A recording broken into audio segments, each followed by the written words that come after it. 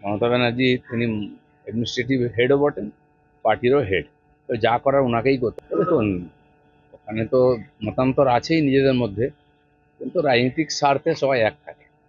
এখন টিএমসির কাছে গেলে ঘি মাখন পাওয়া যাচ্ছে, তো ওখানেই যাবে সব, যতদিন ক্ষমতায় আছে। তো সেই ক্ষমতাটা কেউ ভোগ করতে যায়, অনেক সুবিধা আছে ওখানে, যারা বঞ্চিত হবে তারা বিরোধিতা করবে। এই জন্য পারিবারিক ঝগড়া, সেটা এখন রাজনীতির ঝগড়া হয়ে গেছে। আর একটা পার্টিও তৈরি হয়েছে ওখান থেকে, এই জন্য মতান্তর স্বাভাবিক আছে।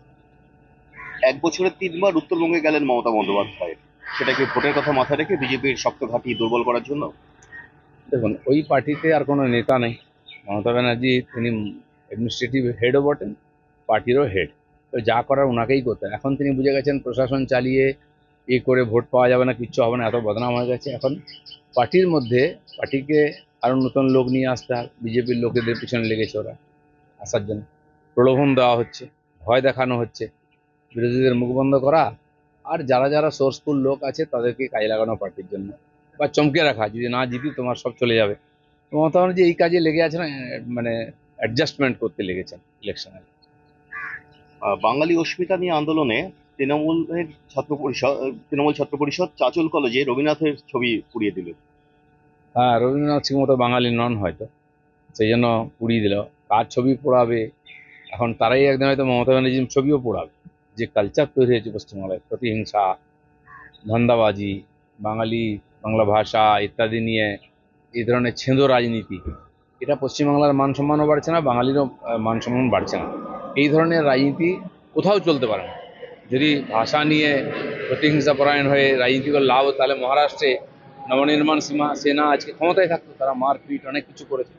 তো ভারতবর্ষের মানুষ বেসিক্যালি দেশপ্রেমিক, সারা দেশকে আমরা এক মনে করি। তাই এখানে চন্দ্রযান হলে আমরা গর্বিত হই, ভ্যাকসিন তৈরি করেছি গর্বিত, বিশ্বেতে আমাদের প্রধানমন্ত্রীর সম্মান বাড়ছে, দেশের তো সারা দেশের লোক গর্বিত। এই যে আঞ্চলিক বিচ্ছিন্নতাবাদের রাজনীতি, এর শেষ চলে এসছে।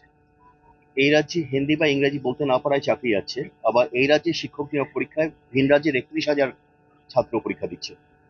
মানে এখানে তো ইংরেজি হিন্দি তো শেখাবেই না, বাংলার মাধ্যমে। বাংলা মাধ্যমে শিক্ষার তার চাকরি কোথায়? তাই এখানে দেখুন, পাড়ায় পাড়ায় ইংরেজি মাধ্যমে স্কুল হয়ে গেছে, সরকারি বাংলা মাধ্যমে কেউ পড়েই না।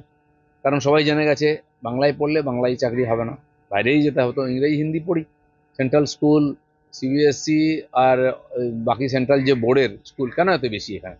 কারণ ওর মাধ্যমে রেজাল্ট ভালো হয়, আর বাইরে গিয়ে চাকরিও পাওয়া যায়। কেন পশ্চিমবাংলায় বাংলা বাংলা করলে কি হবে? বাংলায় থাকতেই পারবে না কেউ। অবশেষে এসএসসি পরীক্ষা সম্পন্ন হবে, এটা নিয়ে আলোচনা চলছে। শুনুন, এখানে তো এই সরকার আসার পরে পরীক্ষা করে না, বহু পরীক্ষায় প্রথমবার হচ্ছে। পরীক্ষা হলে তার রেজাল্ট হয় না, রেজাল্ট হলে তার চাকরি হয় না। রেজাল্টে পাশ করে আছে, চাকরি হচ্ছে না বলে এসএসসি পাস করার আর এখানে ধর্ণা দিচ্ছে। সব ধর্ণাই দিতে হবে। আর যদি চাকরি পেয়ে যায় তাহলে বেতন আর ডিও পাবেন। এই যে ভয়ঙ্কর পরিস্থিতি আছে, তো পশ্চিমবাংলায় কিসের ভরসায় লোক?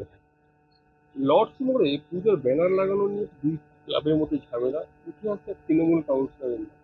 দেখুন, সবই তৃণমূল এখন, চোর ডাকাত পুলিশ সব তৃণমূল, মারপিট যাই হোক, দুই দিকেই তৃণমূল। এই ক্লাবও তৃণমূল টাকা পাচ্ছে সরকারের, ও ক্লাবও পাচ্ছে, তারপরে চাঁদা তুলতে গিয়ে আবার মারামারি হচ্ছে।